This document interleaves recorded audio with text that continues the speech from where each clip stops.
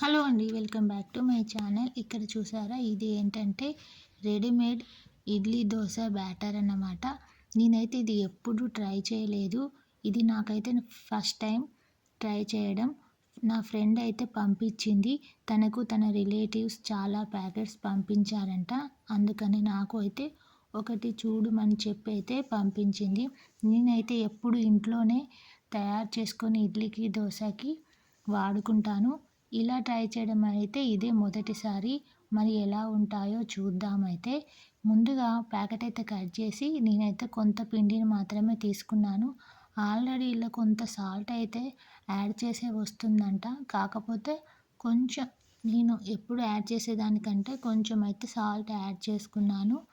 మీరు ఇలా ప్యాకెట్స్ ఎప్పుడైనా ట్రై చేశారా? లేదంటే ఇంట్లోనే రెడీ చేసుకున్న పిండినే యూజ్ చేస్తారా అని అయితే కామెంట్లో చెప్పండి. మరి ఎలా ఉంటాయో టేస్ట్ అయితే చూద్దాము.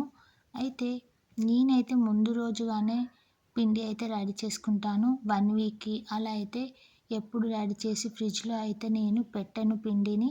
ఏ రోజుకి ఆ రోజైతే రెడీ చేసుకొని అయితే నేను ఇడ్లీకైనా దోశకైనా అయితే అలానే వాడతాను.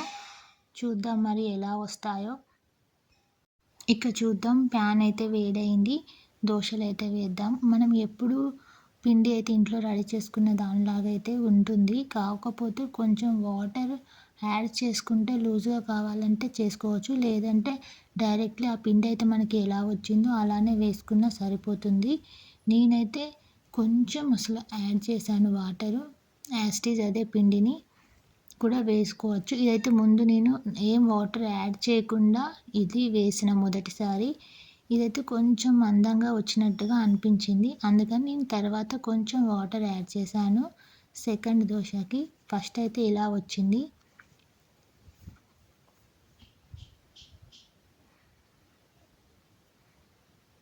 నెక్స్ట్ కొంచెం నేను వాటర్ యాడ్ చేసిన తర్వాత అయితే చూడండి ఏ విధంగా వచ్చిందో తెలుస్తుంది.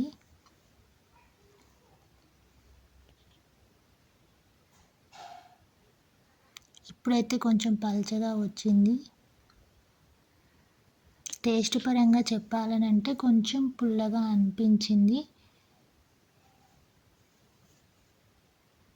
అంతే మరి. ఇంకా ఈ వీడియో మీకు నచ్చినట్లయితే లైక్ చేసి సబ్స్క్రైబ్ చేయండి.